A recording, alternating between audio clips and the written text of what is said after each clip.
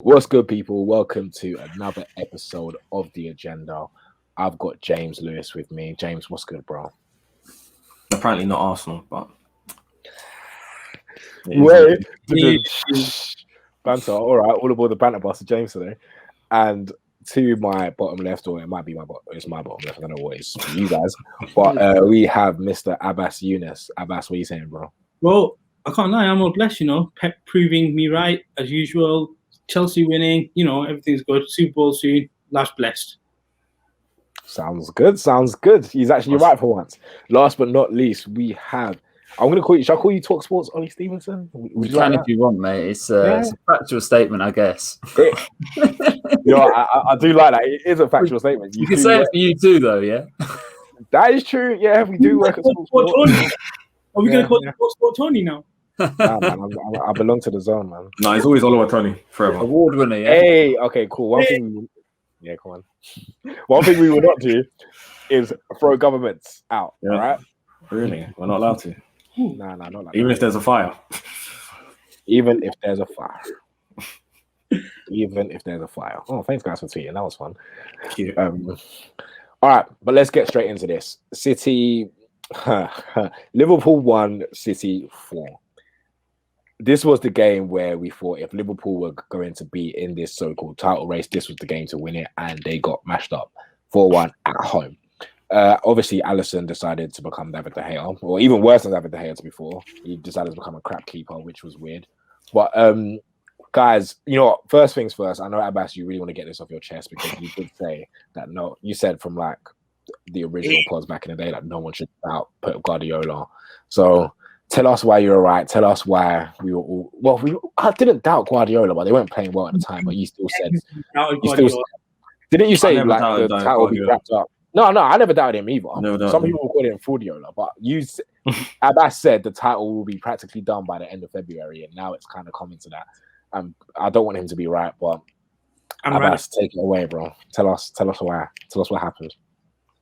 Well, what happened was Guardiola finally got his system working, changed a few things around, and was able to adapt, which no other manager can do. Like, if you think about it, all of the managers really, minus a few actually, I'd say, have complained about injuries and stuff like that. Guardiola understood that, okay, his best midfielder is struggling with injuries. His actual striker, Aguero, looks like he'll hardly play much this season. So let me find a new system. And the false nine, he had Kevin De Bruyne in there at one point, then Phil Foden. And to Phil Foden's credit, his ability has come a long way. But that comes from Guardiola as well. And Ruben Diaz, everybody knows Diaz has stepped up, helped John Stones as well, to the point where Laporte's now out of the team. But I think he can come back in at one point. But I think for me, the way this game has just panned out is that City's consistency is there. Like, there was a point, and I just kept thinking to myself, this is Pep Guardiola that people are talking about. And this is literally, and no shade on Ferguson or Wenger or anybody like this guy. For me, in terms of football, the way it's played, the way it's coached, even to the point where it's won, he's possibly the best winner you will see in football, like in our lifetime. What he did with Barcelona, exceptional. Then he went to Bayern Munich. He won. Wait, you say that the best winner? I would say. As Mourinho said, respect. Yeah, respect. Like, you only won one respect. 2 Champions Leagues in 3 seasons. But what's he done? Okay, has he won that Champions League? He hasn't won a Champions League in 10 years. And he had one of the greatest players ever in Messi. He's not. He's going to win league titles. And people can say, oh, well, he's always had the best team. But the best coaches tend to always have the best teams. That's how they win. No team is winning a league title with Everton, or the only one you can get, I guess, around it is Leicester. But if you really think about it, that knock on Pep Guardiola, he's got unlimited funds. He's got always the best team. Well, he's earned that right to have that. And when you don't have the best team, if you still go to a certain level, then you're fine. But Guardiola, okay, in that context, hasn't had to struggle like that. But I think for me, it's a combination of City were always one step ahead of the ball when it comes to it. But also Liverpool were a bit passive. You'd see a Liverpool counter-attack team last season, when they were going forward, they would continue to do that. Now they came to a point where there was some form of mental block. They wouldn't go forward. They'd stop, turn, and pass left and right. And that, for me, wouldn't work with Liverpool, because then City would get their shape back. And on top of that, I didn't understand the substitution of Thiago. When he went off, okay, he may have not been pulling all the strings, but there was this level of control that I felt Liverpool had that, okay, it didn't overlap City's level of control, but it was back and forth. You subbed him off, you conceded 3 goals. I didn't understand that substitution. And if you really look at City, I mean, Liverpool as a team as well, they did look quite weak. I just think it's over. Like, it was always going to be over once City were number 1. And because the gap was never too far away like it was last season, I said this, everybody else was place holding. And now the rightful champions really are there. And you're not going to knock them off. You said it now as well. You kind of, I think, follow suit. The league's kind of over. And now it's a race for top 4 and relegation. And that's what the Premier League slowly has become, bar one season, I believe, which was City and Liverpool going head-to-head. Normally, the Premier League race really is kind of done a lot earlier than people think. And right now, we're looking at probably one of the earliest as well. Ollie, I was going to go to you. I watched your video yesterday, even though I was angry because Man United conceded 95th minute. I decided to watch your video and see your views. And you said the title of your video was, with that defense, like, you can't be title contenders, right? So do you feel like, because City spent a lot on their defense this season, do you think that's made a massive difference this season, especially with the loss of Aguero and De Bruyne's out, and they can still attack, but they have a very, very good defense with the likes of the recruitment of Ruben Diaz and Stones has come back into form. Do you feel like their defense is one of the reasons why they've won, what is it now, 10 in a row? Yeah, 10 in a row in the league. I mean, I think, 14 in all competitions. I think undoubtedly, I agree with what Abbas is saying to an extent about Pep Guardiola being this incredible winner. Mainly because over the last couple of years, they were so successful for so long, record points total, and then they obviously fell off a little bit last year. But it's the way they've reinvented themselves this year, which has been incredible. They lost 5-2 at home to Leicester in the second game of the season, but they were having difficult results. They were drawing against West Ham. It wasn't really firing for them. And what he did is he went away and he looked at the defence. And of course, they always get criticised, and rightly so, for how much money they've spent. And, and that criticism should always stand because they have thrown money at it. But what he did is he started playing with 2 central defensive midfielders, and he was playing Fernandinho and Rodri together, which is something you would never think of him doing.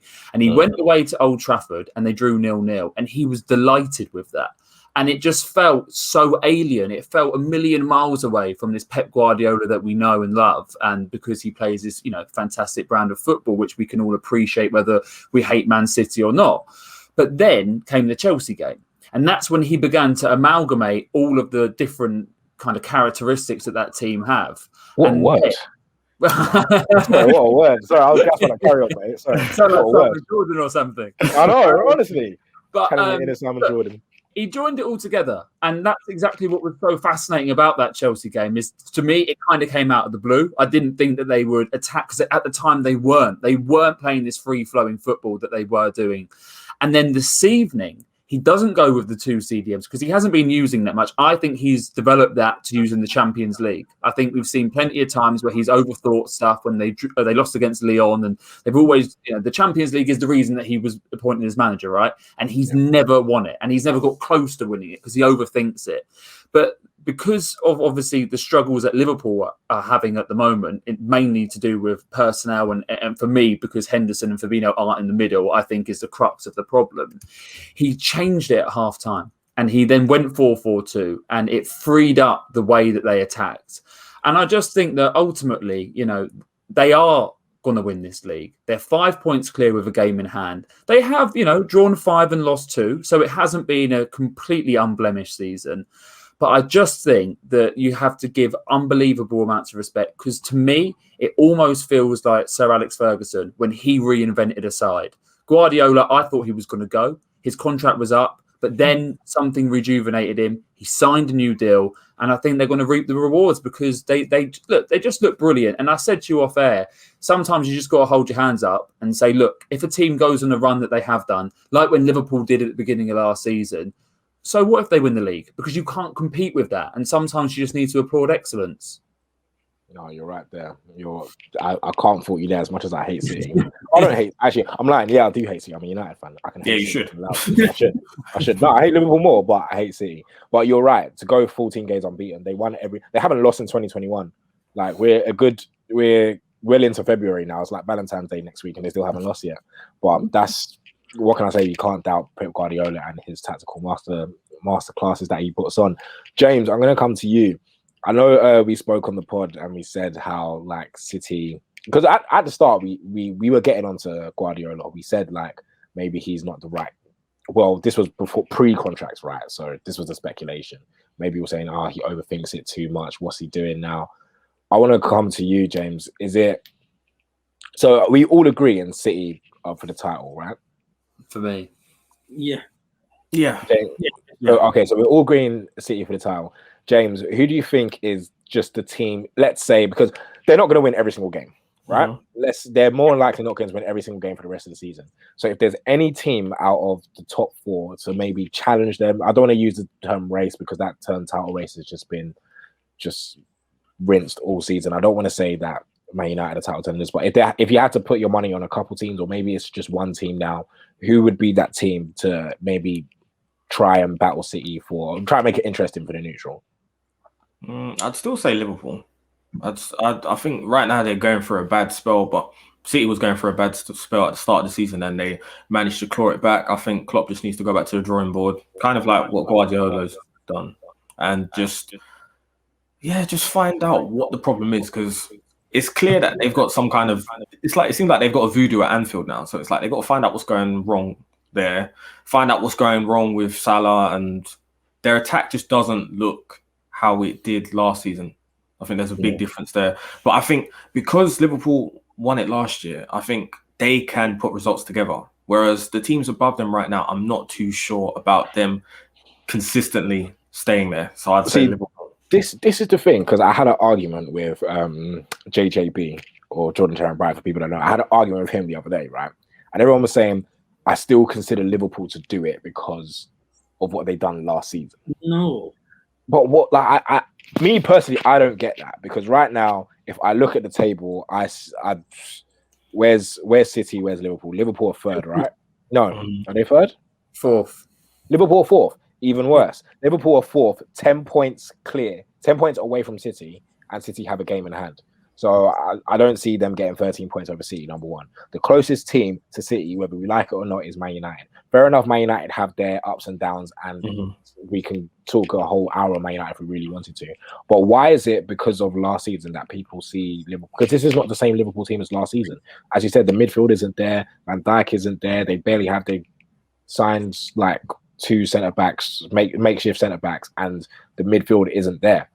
And as you said, the strikers are not striking, so it's not the same Liverpool team as last season. It's not, because, cool, put it this way. If this was Man United, right, if Man United were in this same situation as Liverpool, I don't think anyone would be saying that they're title contenders. If this was I think we're only saying Liverpool were title contenders because they won the title last season.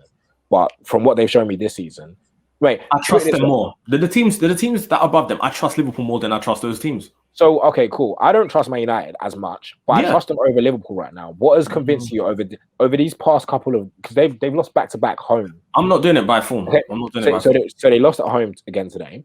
Yeah. They lost at home to Brighton, and they lost at home to Burnley, right? So if this was Man United, everyone would be grilling them and saying Solskjaer out, but that's a different story. So what from these games have you really seen that I think, you know what, Liverpool can still maybe contend? Like, what have you seen from these games that make you think? No, I haven't seen anything. I'm just saying I trust them more. It's like if you ask me last season, though. Yeah. I'm not looking at it from last few games they haven't been playing too well. Remember me, I'm a vibes man, not a facts man. I'm a vibes man. From what I've seen from Liverpool last season, like, this is not the same Liverpool team. Yes, Van Dijk, everything, that's great. But the point is, I don't trust the teams that are above them. It's like with United, I don't trust them. Like, who's above them? Leicester and United. That's it. I don't trust Leicester. But that's the thing is, it's like with United, they've been inconsistent, and with Leicester, it's like Leicester seem to talk a good game, but it's like as the season, we haven't been that inconsistent, Man United. You kind of like, other than the loss and the draw, that was it. You know, when you went top, I thought you were going to hold on to top a bit longer. So it's like it was the greatest 2 weeks of my life. Like, I'll take it. But I was coming into work saying there's a chance, and I haven't said that in like 8 years, so I will take it. But like, do you still, Ollie? Do you believe that if you had to put one team to maybe contend?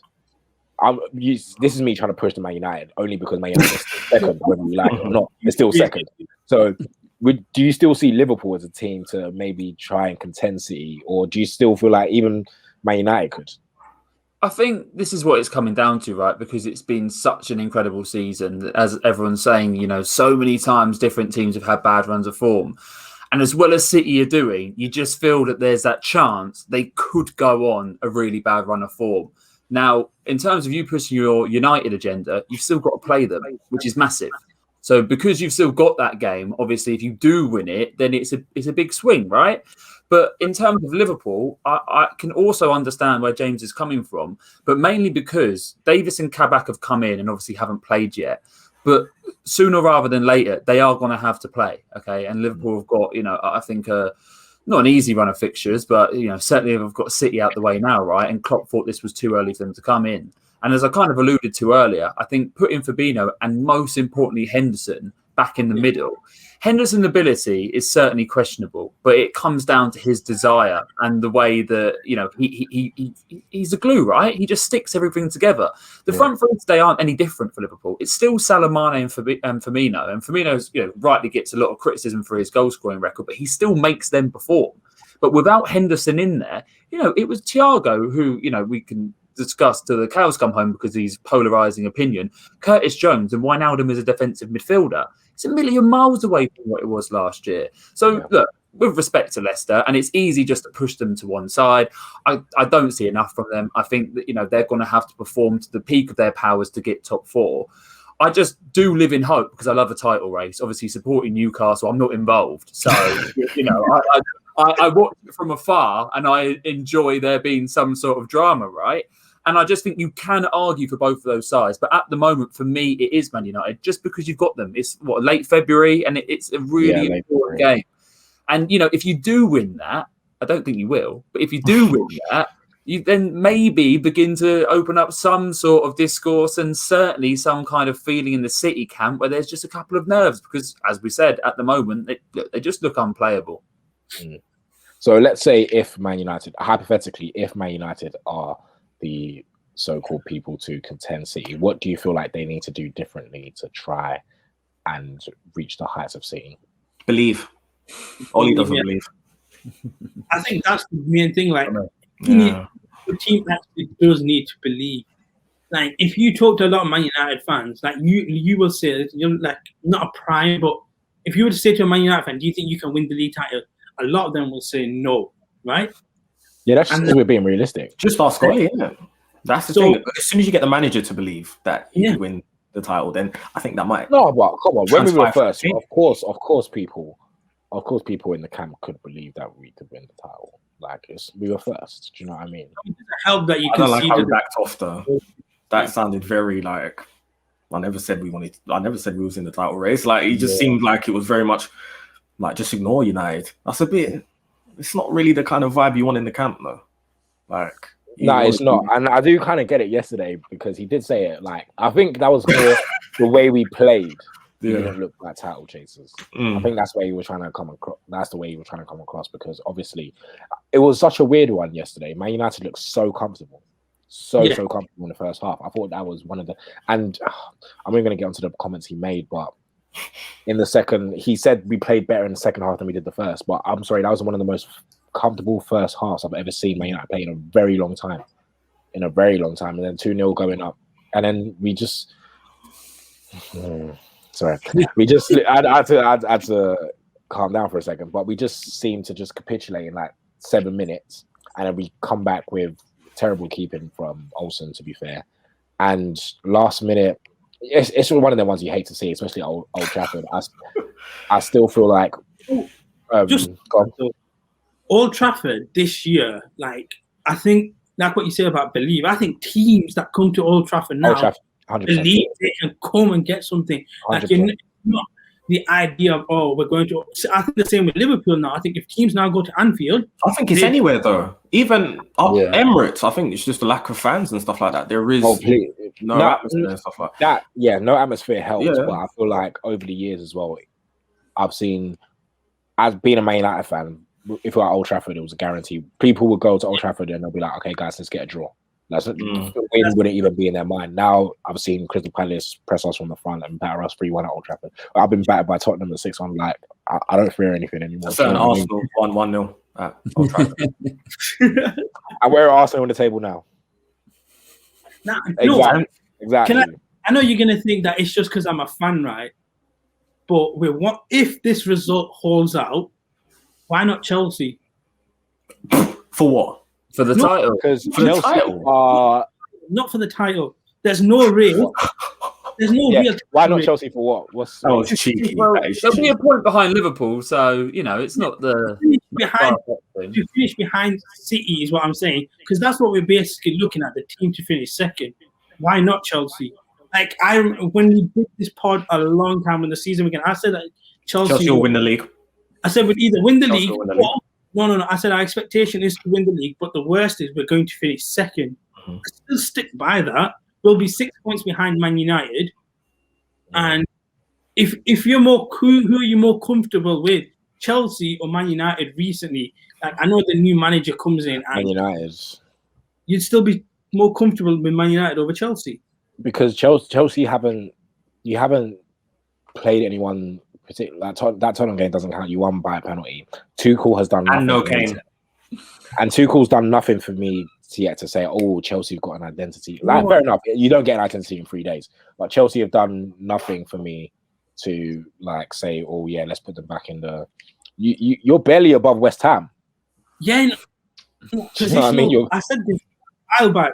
The actual league table is, don't look at the positions. Actually, look at the teams. West Ham, like Ollie said, you don't expect West Ham to stay where they are, or even Leicester. No, of course not. Yeah, West Ham and Leicester, as Ollie said, West Ham, like Leicester, they're gonna have to perform at the peak of their powers. But at the same, okay, cool. Maybe top four could be City, United, Liverpool, Chelsea. I wouldn't bat an eyelid if the top four ended like that. Top four, but then I do think there's I believe Liverpool might actually drop out of the top four. And I know a lot of people think I just hate Liverpool or have an agenda against Klopp, but they are definitely really fatigued. Yeah, they've lost 5 games this season. That's what I mean. Like, that fatigue will hit, and I don't think Liverpool as a team anyway are a good clutch team. If that makes sense. The way they got Champions League last season as well, with Atletico knocked them out, didn't they? Yeah. Morata scores and everything. So they couldn't hold on to that because they were chasing the league, which was fine, acceptable. This year, I still don't believe in Liverpool. As for United, like, I do like United. I think Ollie is a better manager than a lot of people give him credit for. But if I'm looking at a team right now that's got any sort of momentum and form to face, still say Chelsea, provided we hold on, we've got like 3 or 4 minutes to hold on here. If we can hold this game out, then yeah, I would give us. This is why I'm scared, because this is live as well, so you're going to see a reaction if we mess it up. But if we can hold this up, then why not? There's nothing wrong really saying that. If it was a title race, you'd say, yeah, Chelsea are still in it. And it's not a title race, it's a race to finish second. And I would put my team above everybody else that's there anyway to finish second. Because I don't trust Liverpool. West Ham and Leicester are placeholders. And United, the way you guys conceded in that last minute yesterday was poor. That you guys could not. I can't believe you didn't actually see that game out. What about Tottenham? Nah, the history. I don't see that. The history of Tottenham happened again. So everyone's forgotten about Tottenham. No, I can see Tottenham. I would give Chelsea as a go. I get why people are saying United. Don't get me wrong, but yeah, I would still say Chelsea, and then United third, and maybe Liverpool fourth, or Tottenham third. Yeah. No, because you're a fan, I'm guessing. Like in your thoughts of a Chelsea fan. So so Chelsea suddenly just come second. It makes sense. No, okay, I get it. Tears and fight size. Am I a City fan? No, but you respect Guardiola. That's not the point. You're a Guardiola fan. You're a Guardiola fan. I'm saying the only reason you said Chelsea second is because you're a Chelsea fan and you thought, yeah, you know what? Yeah, Guardiola's going to be.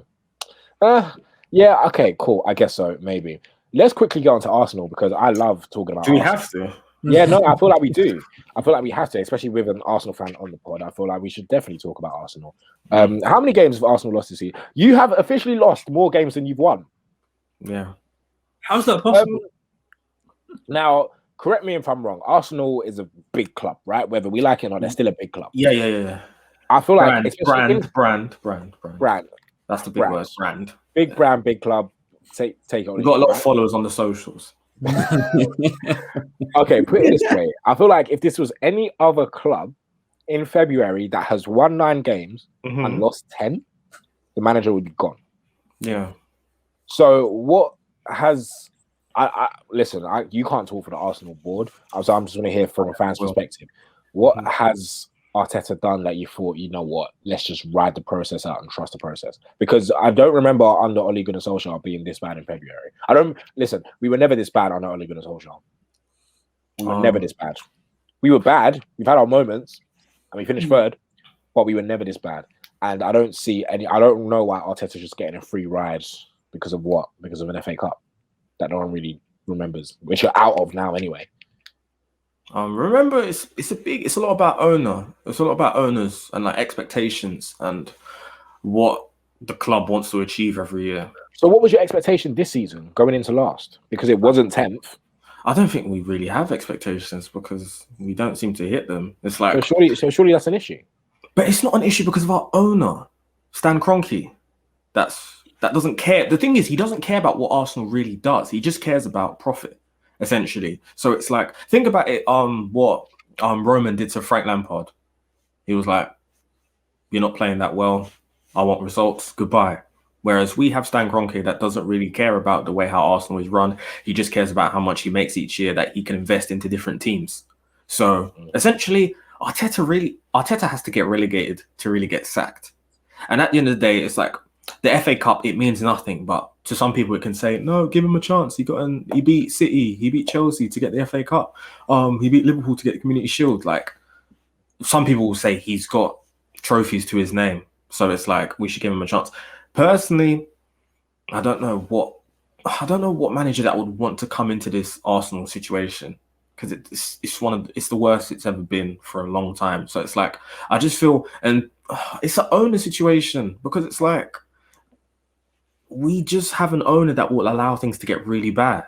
It's like he will only change things when we stop making good amounts of money.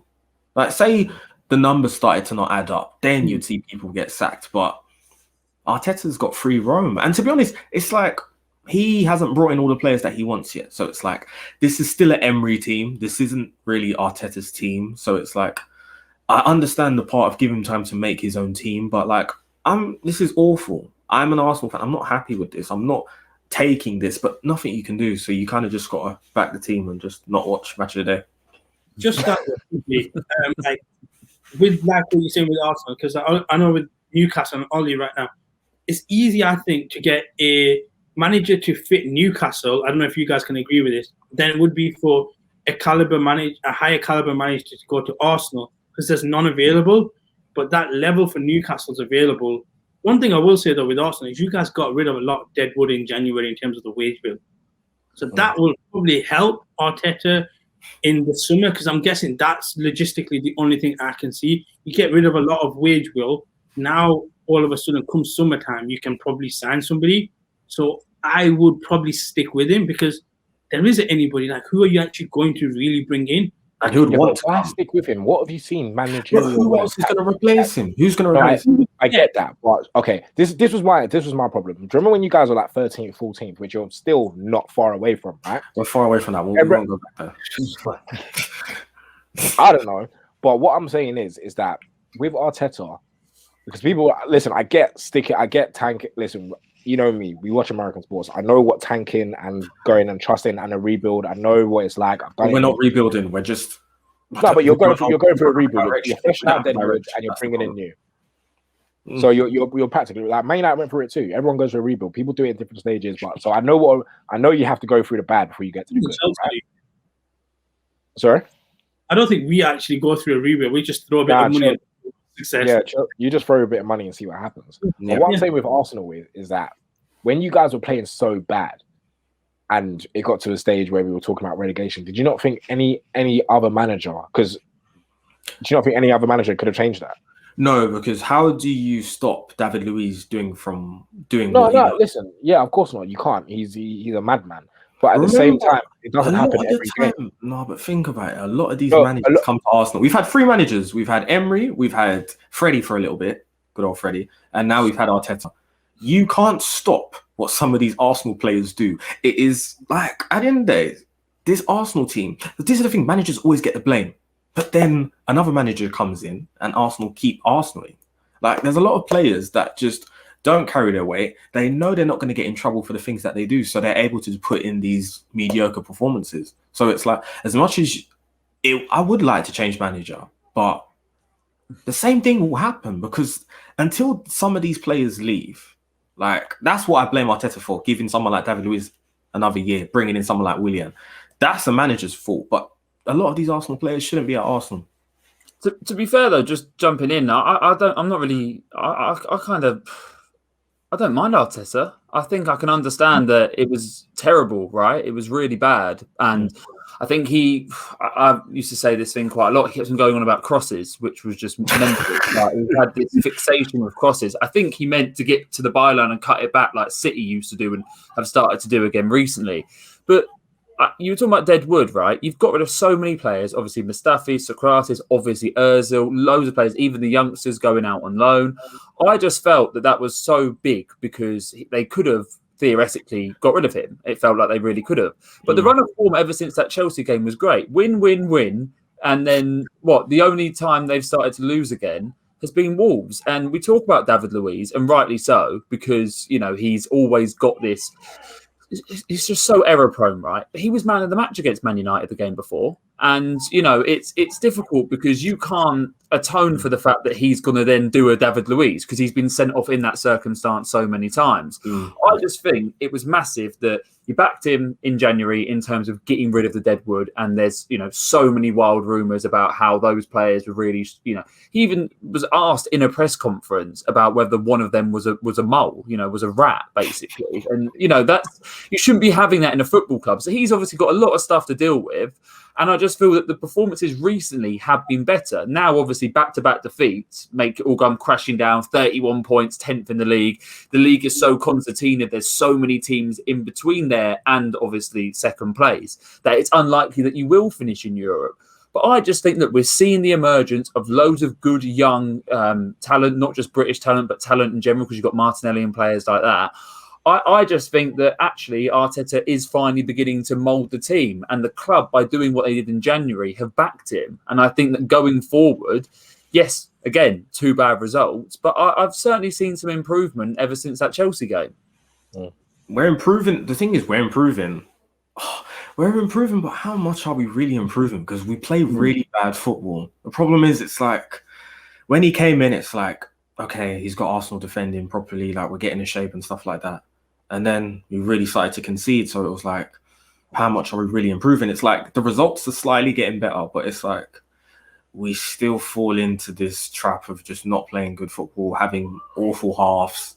And it's like, I really don't like how we treated the Saliba situation, because now I've heard he's got player of the month at Nice.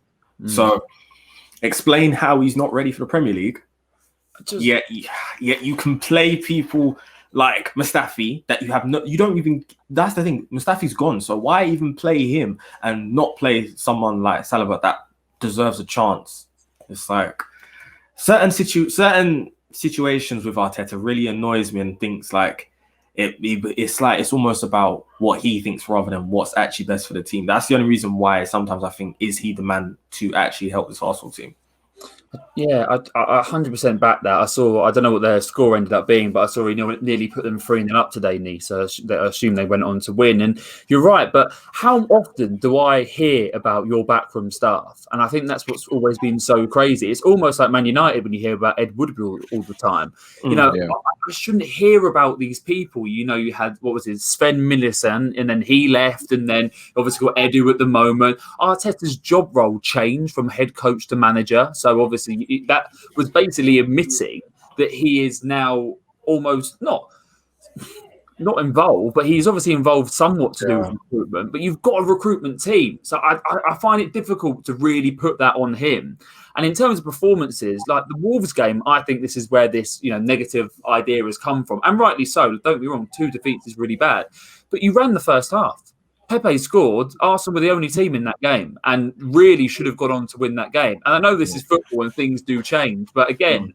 David Luiz, I do think he clipped him. I don't think it was a red card, but I do think it was a penalty. And then, rightly so, we're then beginning to talk about Arteta in a negative thing. But I just wouldn't level transfer things at him. And I don't think that's right. I think that's just modern football in a nutshell. Only yesterday, you had Ancelotti talking about Ben Godfrey. And he basically, without saying it, said that this is the director of football, Marcel Brand, brought him in, and I was shocked how good he was. And that's just a shame. That's just modern football. I hate it. I like Fergie in that era, and it's like, I've gone and watched this player in Copenhagen or something, and I think he's amazing. It's not like that, and I wouldn't level, negativity at Arteta on that, but certainly in terms of football, you want to see an improvement, and I do definitely get that. I just feel that I did genuinely see an improvement recently, although yes, results have kind of tailored off a tiny bit at the moment. Speaking of managers and improvement, Ollie, I'm going to go to you again. Obviously, your beloved Newcastle, with the appointment of Graham Jones and stuff like that. Have you seen a recent improvement in Newcastle, or is it just this was going to happen all along because you had the players to do so? Yeah, I think it's both of those things really, because quite clearly Steve Bruce needed some help. Graham Jones came in, did a 9-minute interview on the club website, was unveiled like a manager would be, but his official job title was assistant head coach. Now, I'm a Newcastle fan who obviously lives down south, and I'm not in what I would call a bubble up there, and I'd never criticize a Newcastle fan for their feelings, but the stuff I see on social media is borderline hysteric. The way that every time the club wins, as they've won twice now since Graham Jones has been there, it's Graham Jones's win. When they lost against Crystal Palace, well, that was Steve Bruce's defeat. And quite clearly, the fans do not like Steve Bruce, and that's never going to change. But I can see an improvement, and I like to think that Bruce and Jones are going to work together in some sort of harmony to hopefully improve what's on the field, because there has definitely been improvement, which is brilliant. And I don't really care too much as long as they get on in terms of who's the mastermind behind it, because I just want the team to be successful. And I think, you've seen it in the last couple of games. We talk so much about, I think we brought this up earlier a little bit about Harry Kane and the fact that when Chelsea beat Spurs, he wasn't playing. Without your best players, you're nothing. And we've seen that with Liverpool at the moment. Okay, City have done really well without Kevin De Bruyne, but they have really got a plethora of talent. You've seen Foden, etc., etc. Newcastle without Saint-Maximin. Last season, we won 1 game out of 15 without him. He's that important. And when you combine Wilson, Fraser to an extent, and certainly Almiron, that's just the difference. It really is. And we can talk for days and days about Jones and styles of play and playing split strikers for the first time. All it comes down to is having your best players back. That's it, really. Abbas, what about you? What do you think about what's going on in Newcastle and Steve Bruce? You know what? The way I compare, like what you said about fans and stuff, it's similar to what I've always seen with Mourinho. You won't give a manager credit if they win because you're so anti that manager. And then when they lose, right, here we go, this is the ammunition, let's go. Now, what you said about Saint-Maximin is actually kind of important because there was that period where he wasn't playing. And I feel like a lot of fans thought that he's had an argument or he's not going to come back to the team or whatever relation. But he's back, he's playing. I always said when you guys signed Callum Wilson, I thought that was one of the best signings of the season in terms of relation to other clubs as well. Obviously, we look at certain teams who will spend a bit more on players, but in terms of what Callum Wilson would provide for Newcastle, I always thought he was really good. The only problem if I watch Newcastle or if I look outside is what's success for Newcastle Football Club?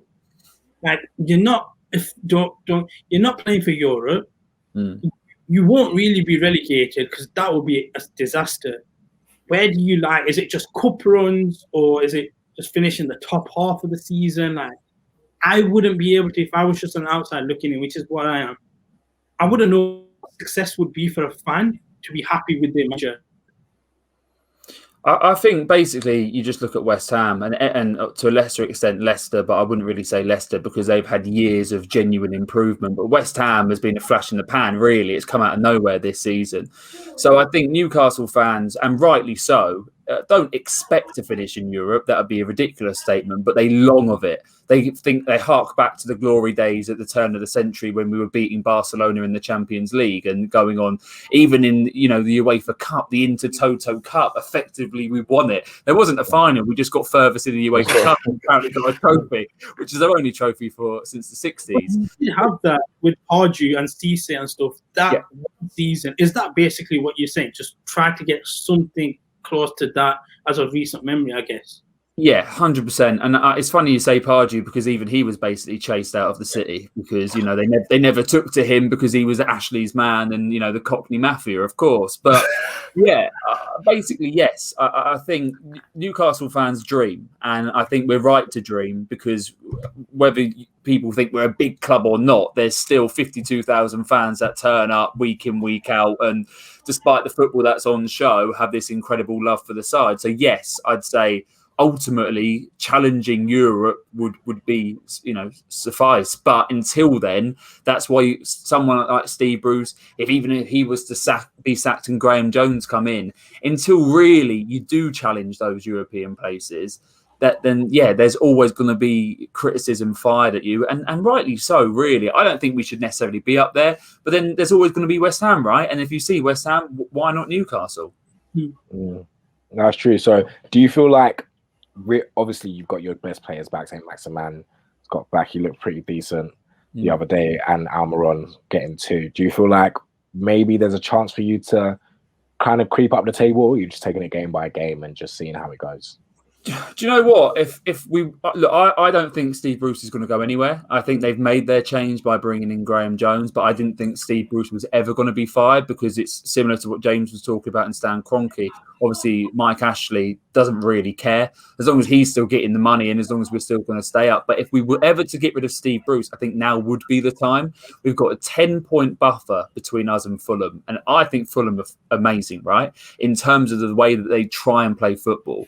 But the fact they signed Josh Madger on deadline day as their striker to try and keep them up, I think is basically disgraceful because they have, if you watched him, you've got players like Anguissa, who is, a £25 million midfielder who finished 5th in La Liga last season for Villarreal. They've got brilliant players, right?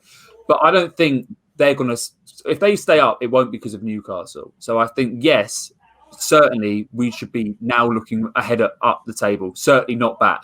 One problem is you've still got to play all those teams beneath you. You've still got to go away to West Brom. You've still got to go away to Fulham. So that's where Steve Bruce will certainly be staying in charge because the club aren't going to take a risk in case, you'd bring in a new manager and struggle in those games. But you've got to look forward 100% because we're at the Cups. And then if you don't look forward and the season's over, just really quickly, without going on too much about them, but last year, when football came back, we changed the way we played. We played 4-2-3 when we had Nabil Bentaleb on loan at the time, who wasn't very good, but he does play football. You had him and Shelby Holding, and you had Almiron, St. Maximan, and we played genuinely really good football. We went away to Bournemouth, who were battling for their lives, needed a win, and we won 4-1. And that was only because someone, I think Harry Wilson, scored in the last second to stop it being 4-0. And it really felt like Newcastle were trying to build something. Then results started to go wrong, and then the new season comes and it's been turgid football and 5 at the back. So hopefully, with the people in charge, whoever it may be, we can start to try and be progressive because, as I've said, we have some genuinely talented footballers, and I think they're beginning to show that. So hopefully the style of football can improve, and yes, certainly Newcastle can, well, I'm not going to say top half. I think that'd be unrealistic, but certainly finishing at 13th and above. I think when you're finishing 16th, it's damaging, isn't it? You haven't, if you're a manager, you haven't really got too much of a leg to stand on if you want to kind of endear yourself to the fans, basically. So we'll see with Newcastle. We'll see if there's more. Are we going to call it Graham Jones ball now, or is it still Bruce ball? It's a mixture. It's a mixture. It's a mixture of both. But we're going to wrap up there. Ollie, what we do is for our guests, we normally let our guests shout out their platform. I know you've got your own YouTube, so feel free to shout out and plug yourself, my friend. Just my name, Ollie Stevenson on YouTube. If you do come across any of the videos, it's just a Premier League review kind of thing. I just review a game each day because there's so much football on at the moment, and then a little weekend or game week, match week as I call it, little review going through all the games in bite-sized form.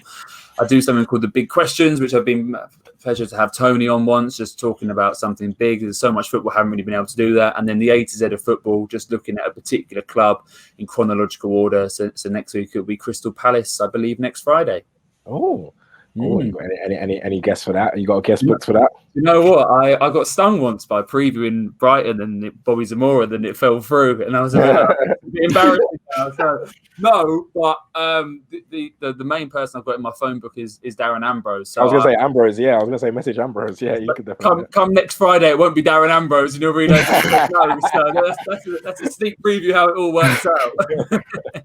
Welcome to the sports industry. But that's another episode of the Agenda. Thanks for watching us on Twitch. It's our first ever. It's not our first ever Twitch. Well, it was our first ever Agenda on Twitch, which was all right. It wasn't too bad.